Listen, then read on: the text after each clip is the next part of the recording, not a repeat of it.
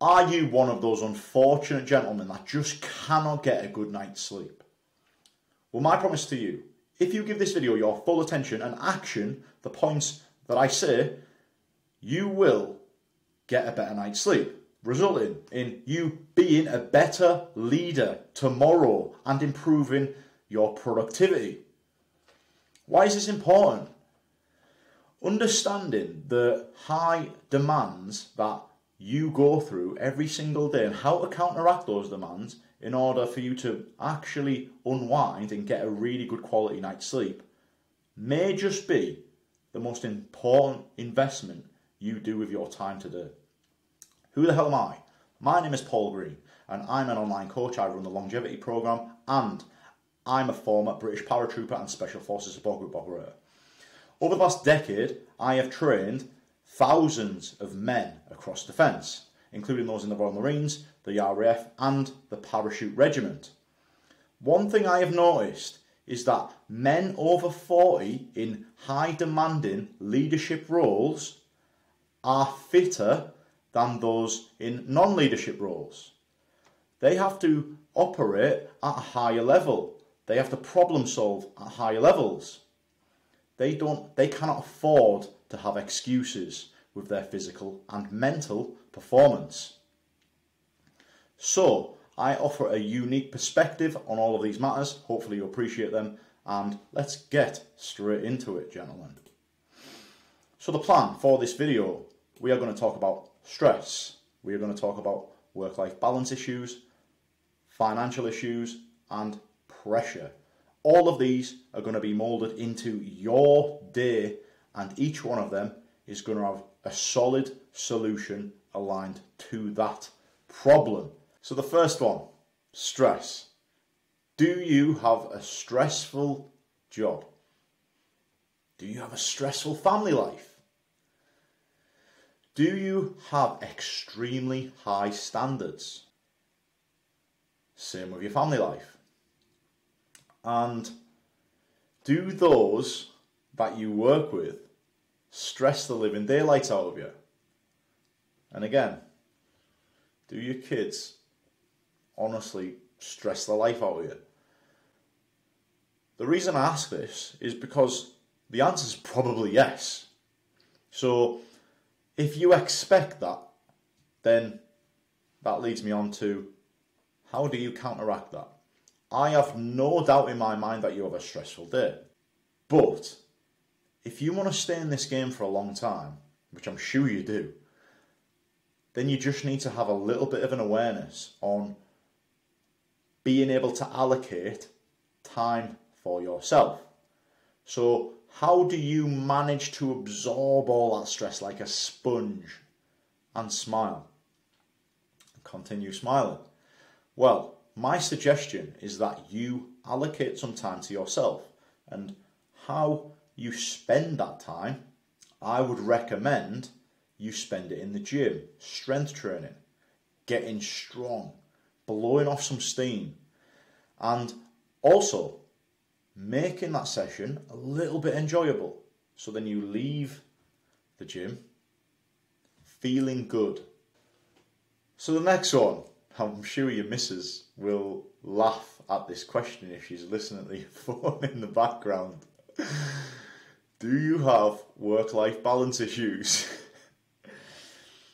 Do you take your laptop home and as soon as you get home, open up your laptop? Are you spinning plates when you get home? And then having a less quality of family life as a result of that. And then that's trickling over right into the end of the day when you are going to sleep. You're still answering emails, you're still on your phone. Why? The problems don't need solving right now. The problems can wait. What is actually happening? Why is your head on fire? You look at it and you see solving the problem now is less work for tomorrow, less work for you tomorrow. But that attitude never ends. It's a constant little rat race of constantly solving the next problem, saying yes, yes, yes, yes, yes. When can you say no? So then that's the first question, that's the solution. When can you say no? So when can you what time can you say no to work? That time needs to be stuck to. Stick to that time. And then the next time, when do you say no to your family? And then you start getting into the time period that you have for yourself. The next thing, financial issues. Leaving the office creates such a financial panic that you may miss an important email. You may miss a business opportunity. You may miss a meeting. Is it really that important? Are you in that bad of a situation that this is the way you think? And does this trickle through to your family life? So the solution, this is extremely hard. It requires you to take a huge deep breath and zoom out. The more laser focused we get, being laser focused is so important, by the way. So important, because we can just get so much done in a short space of time. That is extremely effective. But the more laser focused we get in one area, we lose the ability just to have that situational awareness, taking that deep breath and zooming out. If we get laser focused on finances every minute or every hour of every day, hitting sales targets, closing clients, all the rest of it, it's honestly one of the most stressful things ever. So, the solution, zoom out. Take a deep breath and zoom out. And what I mean by zoom out is, rather than having hourly targets, daily targets, weekly targets, think quarterly. And if you can, think longer term. The longer term you think, the more relaxed everything will be. But I completely understand the need for laser focus every now and then. But the purpose of this solution and me mentioning this is you now are armed with the ability to go, whoop, I'm getting laser focused, I'm stressed. Okay, breathe, zoom out, reassess. Right, cool. We're actually not doing that badly. If you don't achieve your financial goals in one day, but you're absolutely smashing it for the quarter, why are you stressed?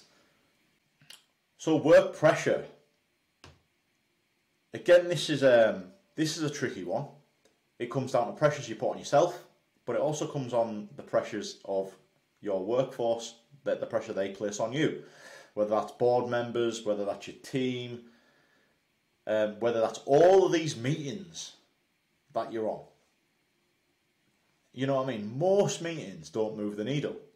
So can you not just say, nah, give it to somebody else? Pressure is good. Pressure is healthy. And especially when your mates are putting the pressure on you and calling you out and holding you accountable. Absolutely unreal. It's healthy. But there is a time when it starts to tip over and it becomes extremely unhealthy. Your sleep is supposed to be your actual reset. And if that is not providing you with an actual reset, how are you expecting to continue to grow, expand, and do all of the amazing things, leave a legacy? Absolutely, you know what I mean? All of these things. When you run a business and when you lead people, you manage people and you coach and mentor people, everybody else is your responsibility. However, what about you? When do you fit into this? When do you fit into the equation? Your mind is extremely important and extremely valuable, extremely useful to everybody you work with and your family. Giving it some time is so important, gents. You're clearly spent psychologically. One way to improve the quality of your sleep, the duration of your sleep, is to tire your body physically on an evening or on an afternoon. Boundaries. Again, giving a time and allocating a time of when you say no. Too many people in today's day and age say yes to everything. It's 4 o'clock. No, absolutely not. It's 6 o'clock. No, absolutely not. Boundaries, sticking to them. Very hard thing to do. This is a video about sleep, by the way. And it's obviously, to get a good night's sleep, there needs to be a few behavioural changes. Zooming out. Like I said earlier on, you may be having a great week, and then it comes to Friday, and you're tunnel visioned, and you're laser focused, and you have a crap day. And it's completely knocked your confidence. Having that ability to look, to zoom out and reflect on the last week or the last month or the last quarter and realise that you're absolutely smashing it should be an easy win for you managing that level of stress. And the last one, which was, what was it again? Let me go back. Yeah, pressures of work. Again, this is really, really, really hard. Passing it on to somebody else when you know they're not going to do it as well as you. It's a really hard thing to do. If you give it to somebody else, they develop new skills. The art of delegating, right? If you can do it, don't do it. And that sounds so simple. But if you can do it, you shouldn't do it. And I don't mean this in a proper lazy way, because you're doing other things. You're doing important things. But the only way this is useful in the workforce is if you are willing to put a little bit of time into coaching and mentoring and developing your team. So the art of delegating. Rather than keeping all of these jobs as your little babies, I cannot let anybody do this because the reputation, the brand. If you can do it, why are you doing it? Why don't you give somebody else the development opportunity in order to do it? Now, if you delegate things well and you zoom out, you establish boundaries, and you start tiring your body out physically in order to de-stress, you will sleep better.